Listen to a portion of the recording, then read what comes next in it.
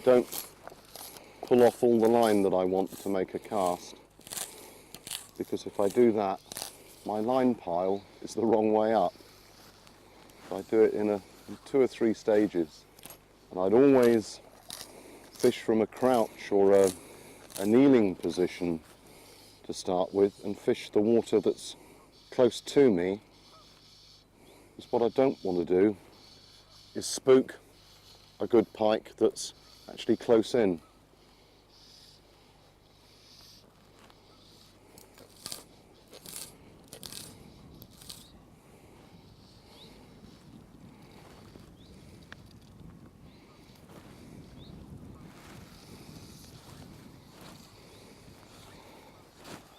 Having made a few casts and just checked out the water that's close to me, I would then start to stretch it out a bit, and I know that there's a reasonable drop off here, so a longer cast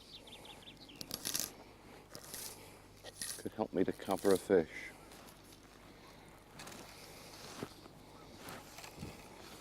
Always when I retrieve, rather than just pulling my fly in, I want to give it some life. So the way I bring my fly line in is quite erratic.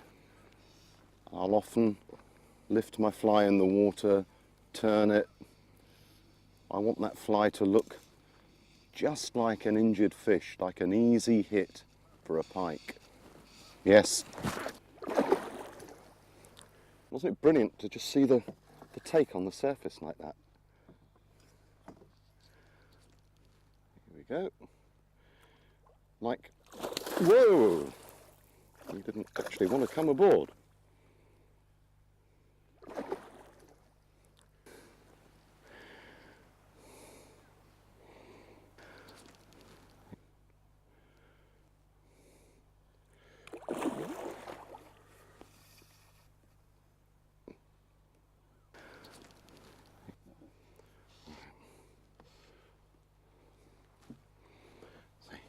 Not a monster, but like all post-spawn pike, it's good, fit, ready to go, and it certainly wanted to eat my fly.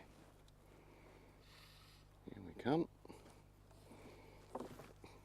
And with the net. And we've got it.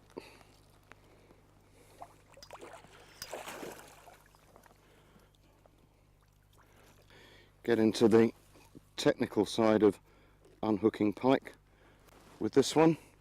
It's with the big barbless single hook,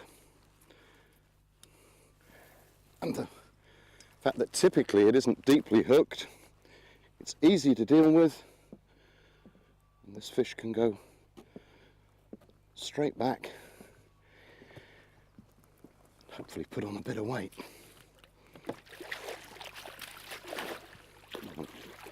It's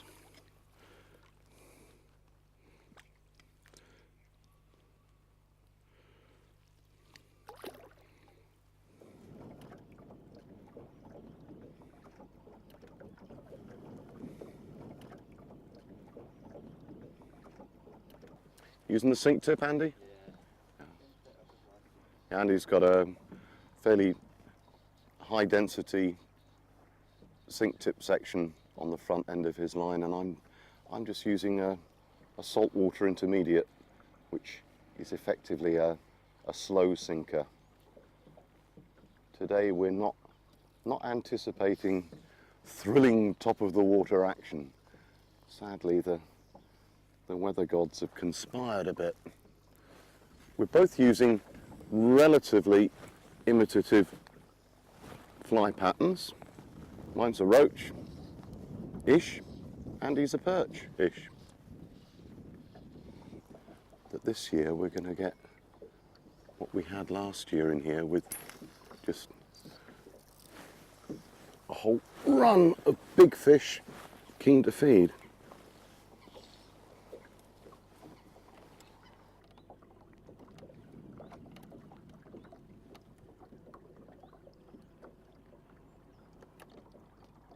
Okay with that?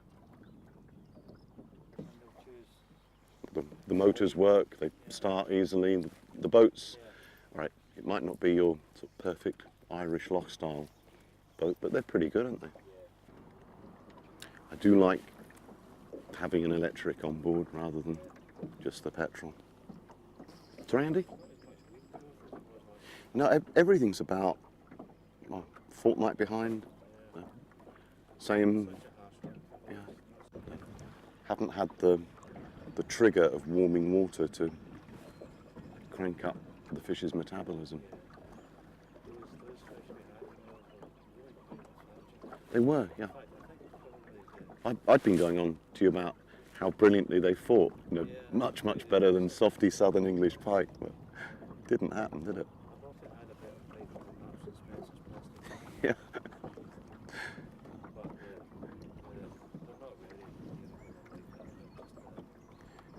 They went about as well as the bream that I had last year on a pike fly.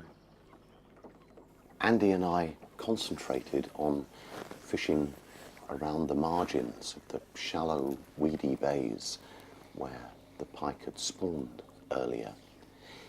In truth, this year the pike's spawning efforts were affected by the long, harsh winter. It's a whole new fishing situation from my point of view. We were fishing here in the middle of May, and the water only just on that day warmed to 12 degrees centigrade, and sadly we were aware of quite a number of fish that hadn't made it. They'd been spawn bound and sadly had died. I don't think it's so much that they want it moving really fast, sorry. I think it's much more that they are sort of curious and need a provocation before they'll go.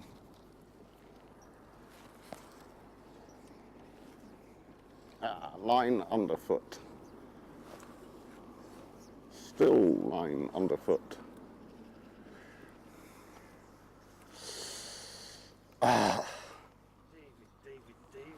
David. Two, yeah. I felt a little tip. Yeah. That was all it was, just tap. And I was speeding up, not to provoke the fish, but just to recover it. I thought it had just tapped and that was it. Thought I had a good one.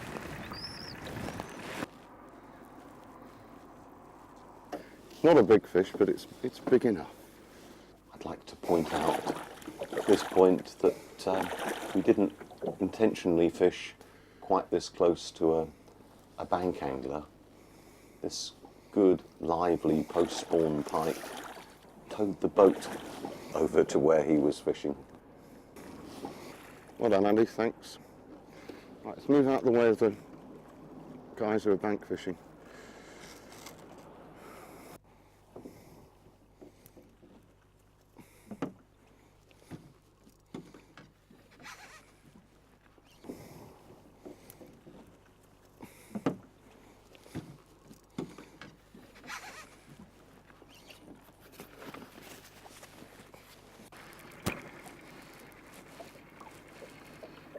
It's important when you release a pike to support it long enough in the water to allow it to recover and swim off.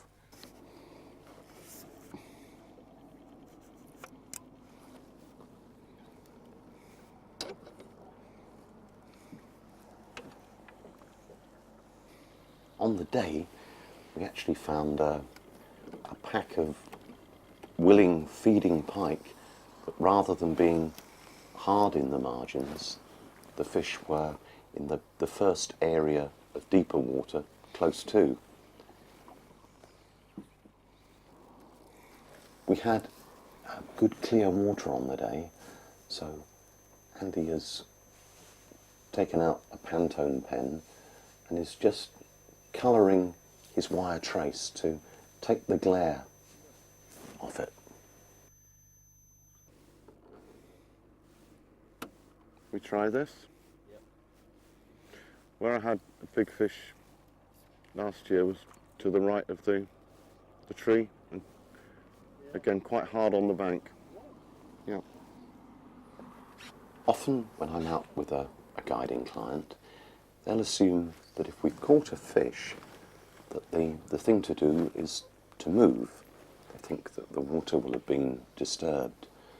But in truth, I find that although pike aren't shoal fish as such, if you catch one, you're much better off continuing to fish that area for a few minutes, because often enough the circumstances that attracted the pike you first caught will have attracted some others.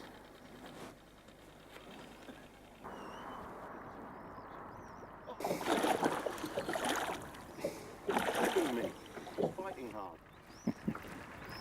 I thought I had a good one. Well, it is a good one.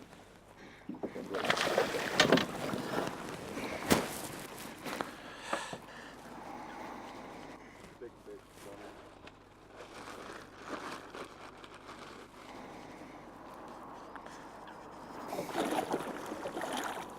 They're fighting a lot harder than they were at. They're fighting a lot harder than they were at like Llangos.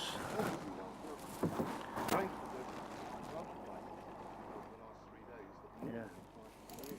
It's a strange phenomenon that I usually call magic pike time, where on any lake, any water, there seems to be a special time that the pike switch on. And this year on this particular lake seemed to be late afternoon, around 4:30. Andy? Yeah. You want to fly? No, I'm fine.